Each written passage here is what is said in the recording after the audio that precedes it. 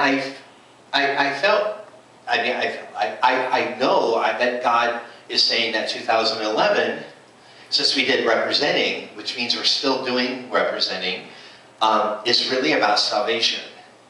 It's really about boldly and freely and aggressively looking people in the eye and say, you need to be saved.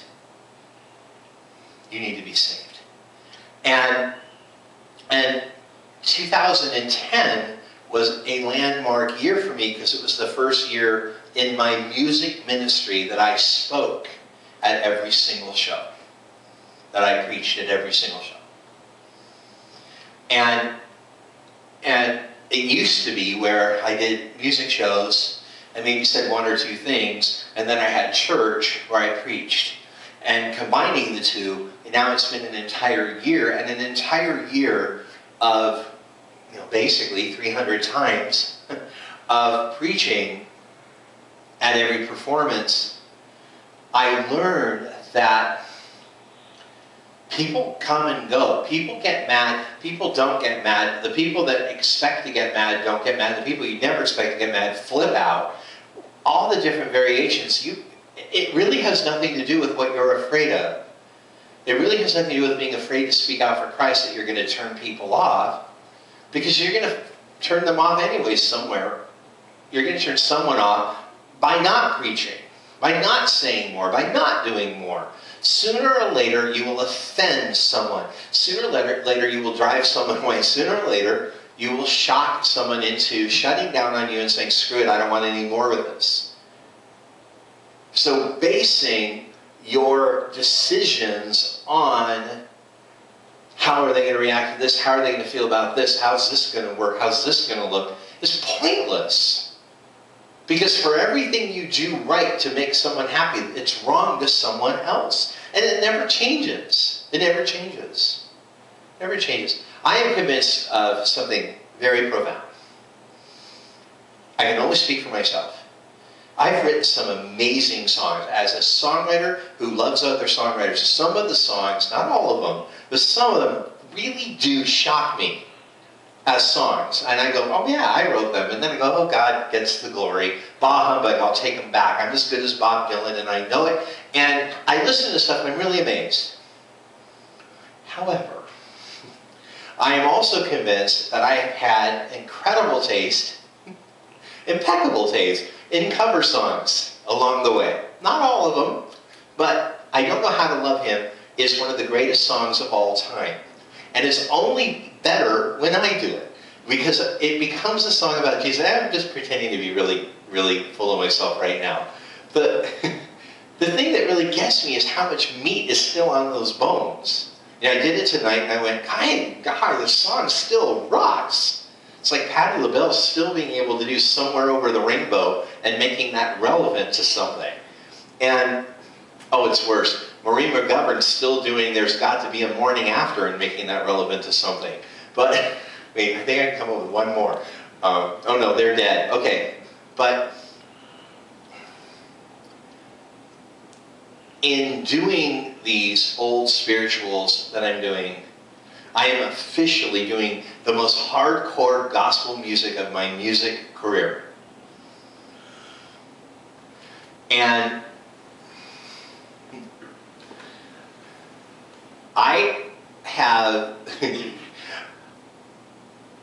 listened to these songs, I have studied these songs, I have looked at them, and what I've noticed is that I am finally doing this entire gospel thing that even when I started in gospel music, this is more direct, more clear, and more traditional, if we can actually use that term in anything that I do. But at the same time, it's more upfront, it's more in your face, it's more aggressive, and I learned in 2010 that eventually I have to get back to working with music because it's killing me not to rock out during a show. It's killing me not to shake my groove thing.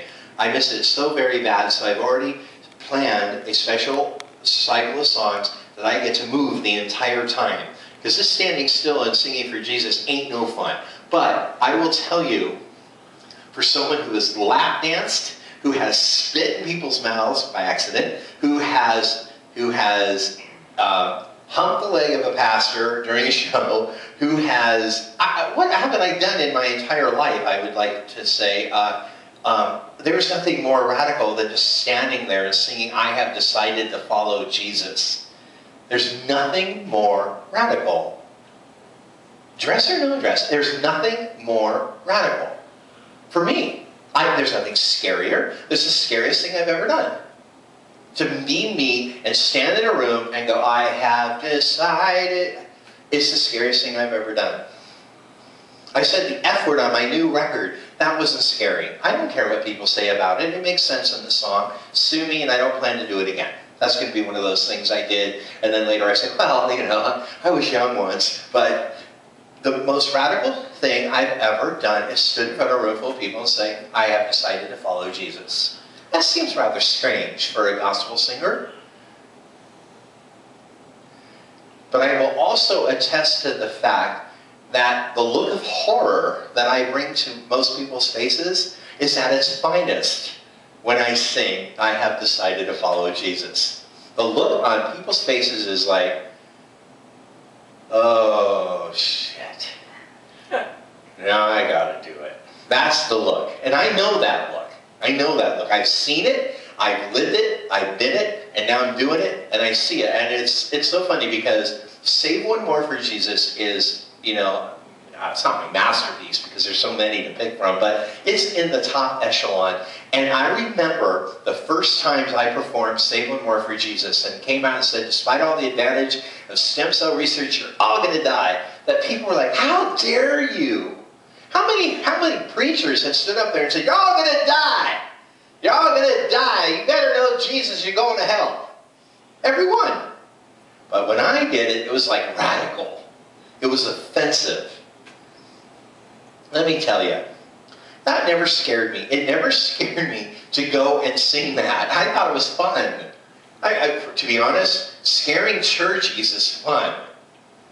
You know, it's like if rock and roll doesn't scare your parents, it's not rock and roll. And if gospel music doesn't freak the churchies out, it's not being done by Paisley Yankolovich. And it was hilarious to me. I was like, what a bunch of losers. You guys should be going, hell yeah, hell yeah. I mean, heaven yeah. You know, but instead it was like, but I will tell you, after everything I've done, including, you know, I don't want to list it, but everything I've done to have the pinnacle of radical be, I have decided to follow Jesus, says everything about everything that I would want to say tonight in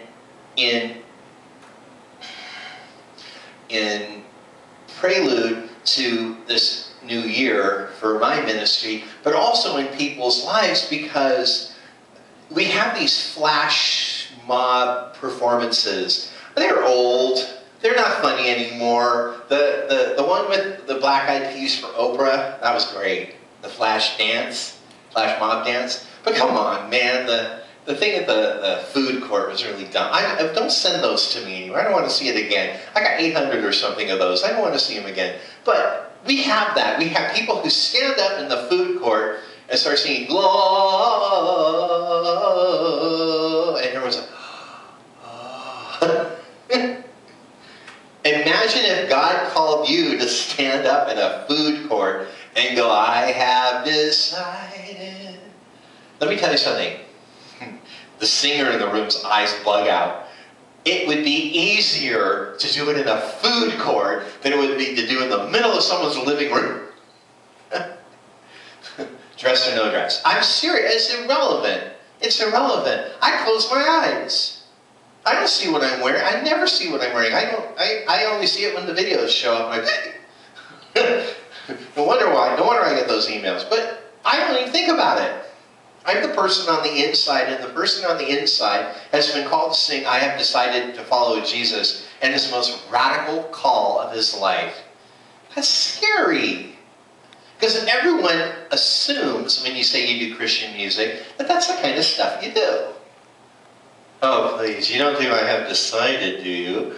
Yeah, I do. And whoa, it's radical. It comes at a radical part in my performance, and it brings the house down. You know, it's ridiculous. But I know what's happening is I'm representing what it might look like if one of you had to do this. That I know.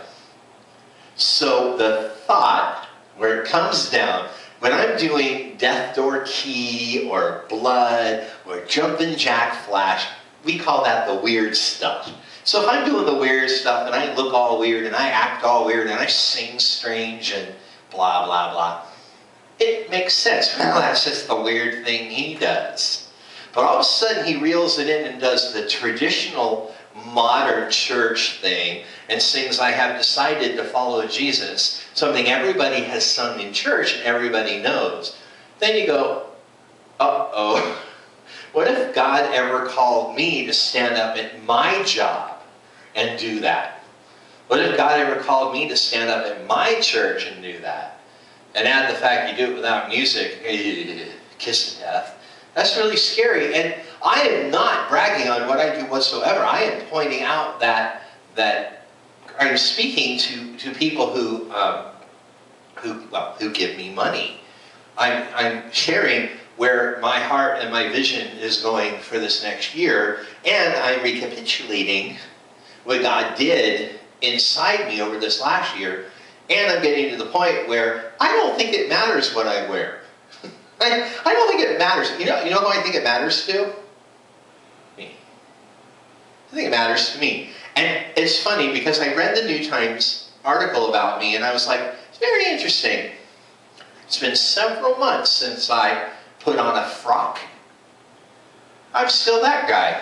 I thought that was very interesting. I read it and I read all kinds of things about me that weren't exactly so. They weren't lies, but they were in a weird time capsule of sorts. And I read it and I thought, that's very interesting because I knew that I was going to outgrow my man-up phase after a while, and I proved something very valuable to myself by making the switch and making the switch back, and who knows what switch we'll be making next week. But I learned something very valuable, is that we have to represent on God's terms. And we have to represent on our own terms. But those terms have to be filtered through God's terms. And anyone who's known me for a long period of time knows that God has never, ever come down on me for my ministry. I've never gotten in trouble. This is one boss that has never pulled me into his office and yelled at me. Never once. Really doesn't take much. It usually takes more of a that's usually all it takes. Like, okay, I'll be good now. But I think God's given me a lot of freedom in this ministry to learn, to grow, to find out where I need to be next. And over the last year, I was able to discover that I've done a lot of work, that I have an enormous catalog of songs recorded. And I still have a voice. After 300 shows, I still have a voice. I don't think I lost my voice once during a show last year. But I saw so clearly that I have to be true to the ministry, and oftentimes that is defined to where the ministry is being noticed. This would be a time where someone says, that's why I'm leaving Phoenix. I'm not saying that. But seriously, that would be a logical thing for me to say. However, the virtual ministry has been booming all year. Just them posting the article before it came out, I got several responses from people saying, oh, wow, I read that article and I went and watched you on YouTube. You're amazing. You know, I'm like, well, how did you not watch me on YouTube the day before?